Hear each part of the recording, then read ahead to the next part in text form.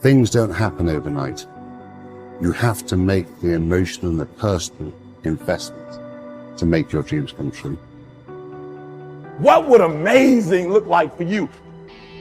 What would amazing look like if you were amazing? If you know what amazing looks like, then why haven't you gotten there yet? I want you to say, the reason I'm not as amazing yet because I hit the snooze button. That's why I'm not amazing right now. The reason why I'm not amazing right now is because I couldn't get up early enough because I told myself I'm not an early person.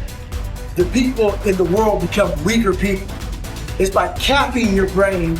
It's by putting this kind of garbage in it about not attacking what you're not good at. There is no shortcut. There is no hack. There's no sweatless solution. You're gonna have to work. There is always weakness to work on. Always. A lot of them. Why would we allow ourselves to make easy excuses? Why would you allow that? It's not what happens that determines the major part of your future. It's not what happens. What happens to us all. That the key is what you do about it. It's not what happens, it's what you do about it. Stop being a lazy, bum-ass person that's full of excuses, sitting around on the pity potty, coming up with every excuse in the world as to why you ain't winning. You are the reason you're not winning. Find a way and an understanding that this thing that we are dealing with right now in our lives is only temporary. It's temporary and it will not last forever. You must realize that you must grow enough tenacity within yourself to press on. Are you going to put in the work or not? Are you going to find a way to reach your goals or not? The minute you start thinking, I don't want to do this, the minute that feeling creeps in, that's the time you're having a test. The minute you feel the ache of, I'd rather do something else, I'd rather do anything else than this, that's the test. The minute you train yourself to say, this is my opportunity, is the minute you go from loser to fucking winner. And this is a skill. This is something you practice. You are amazing and you have limitless potential. So start tapping into it by not sitting on the fence. Get up, get out, and get it done, baby.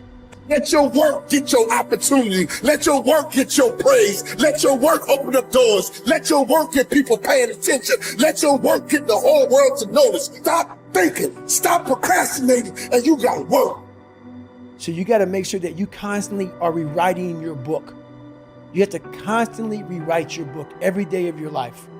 You know, and these aren't just words I say. This is how I have to live. Like, these are conversations I have with myself. And I say it everywhere I go. The most important conversation when you have with yourself.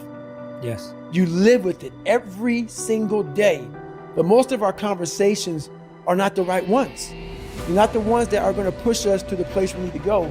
They're the ones that are going to keep us sitting in that toxic environment that you've helped create and everybody else helped create, and you just live in it. You live in that muck, and that conversation just plays in your head, and that becomes you. So my first conversation when I was absolutely nobody, and that's one thing you have to say. We live in a world now that's so kind. We find the kind way around everything.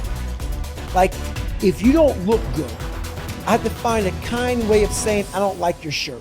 Right. That's not the approach. The approach you have to take, at least I took. You take whatever approach you want.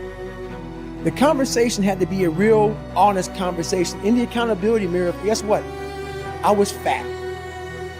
Don't find a kind word to say that, you know what, I've gained some weight. No, you're fat. When I couldn't read, not like, hey, you know, you've been learning this. No, I cannot read. For fourth grade reading level, I'm struggling. And sometimes I call myself stupid. Not in a way to put myself down. So don't take it like, my God, those are so hurtful. Yeah, they're hurtful. It's honest. The conversation has to become an honest conversation of where you're at mentally. Where am I at mentally? I look like I feel like I'm falling behind in school. I'm lazy. My house is a mess. You have to look at what it is and call it what it is. Don't find words to make yourself feel better, because that's what So we hang around people that make us feel better, that tell us what we want to hear, not what we need to hear. And so we stay away from those people. And we stay away from those people, like our internal dialogue becomes that kind, it's okay, it's not okay. So that's where it starts. It starts with that accountability of it's not okay anymore. This can no longer be okay. And calling yourself out for exactly what you are and exactly how you need to fix it. That's where it starts. Take full responsibility for your life. Accept where you are and the responsibility that you're going to take yourself where you want to go. Someone said we have two primary choices in life. We can either accept conditions as they exist, or we can take the responsibility to change them. See, a lot of people want to exempt themselves from taking responsibility. All they want to do is talk about the problem. Every time you see them, they'll tell you their story over and over and over and over again. No. You want to take responsibility for your life. I got me here, I can get me out of this. And I'm getting out. I'm not going to be a volunteer victim. George Bernard Shaw said there are two kinds of people in life. You know, he said those that make things happen, those that watch things happen, and those that don't know what happened. And he said the people that get along in this life look around for the circumstances that they want, and if they can't find them, they make them. They create them. So part of beginning to get unstuck, you've got to decide that the behavior pattern that you have adopted doesn't work for you. You've got to change your strategies, and changing your strategy means reinventing your life. Recreating you, and you have the power to do that. You can decide that you're going to change, that you're not going to be a wimp. You can decide that you're going to stand up to life. You can decide that I'm going to live each day as if it were my last. You have the power to make that decision. You can decide I'm going to work on myself and develop myself. I'm going to empower me. And all of these things that are happening to me right now, they're just temporary inconveniences. They're not stronger than I am. I'm in charge here. Your self-confidence is closely connected to your self-esteem and to how much you like yourself.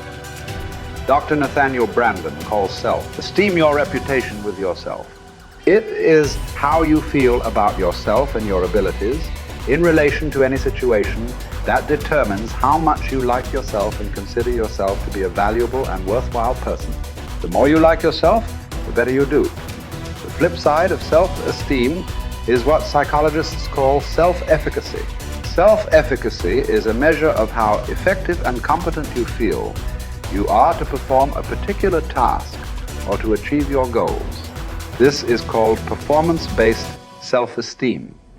What this means is that if your self-confidence and your belief in yourself are determined by your self-esteem, or how much you like yourself is determined by how capable you feel you are in any given set of circumstances. For example, if a problem comes up at work or home, and you are so familiar with it that you can solve it quickly and correctly, your self-efficacy and your self-esteem goes up. You feel more capable and confident and more willing to take on other challenges and difficulties. You feel more positive and optimistic. You feel like an excellent person. If, on the other hand, a problem or difficulty came up and you were unable to do anything to solve it, and you felt frustrated or ineffective, your self-esteem would suffer and your self-confidence would go down. You would feel negative about yourself and your abilities. You might even become angry or depressed. You would feel powerless rather than powerful. That's why they say in playing poker, the winners laugh and tell jokes while the losers say, shut up and deal.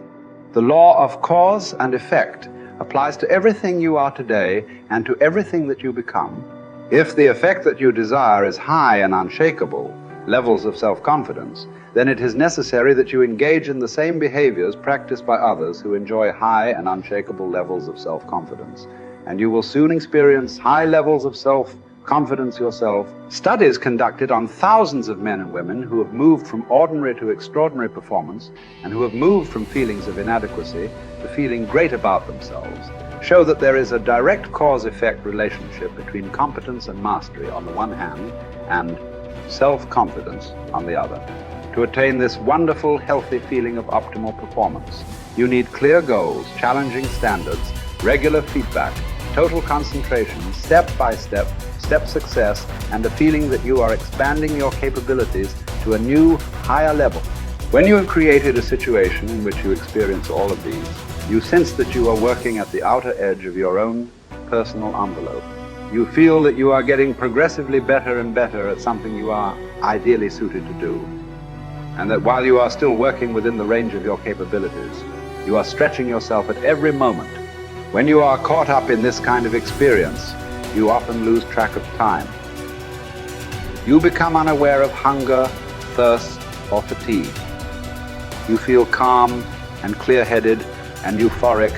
Tests show when you are in this state of flow, your brain releases endorphins, nature's happy drug, which causes you to feel happy and energized. Often, while you are in this state, the rest of the world seems to slow down.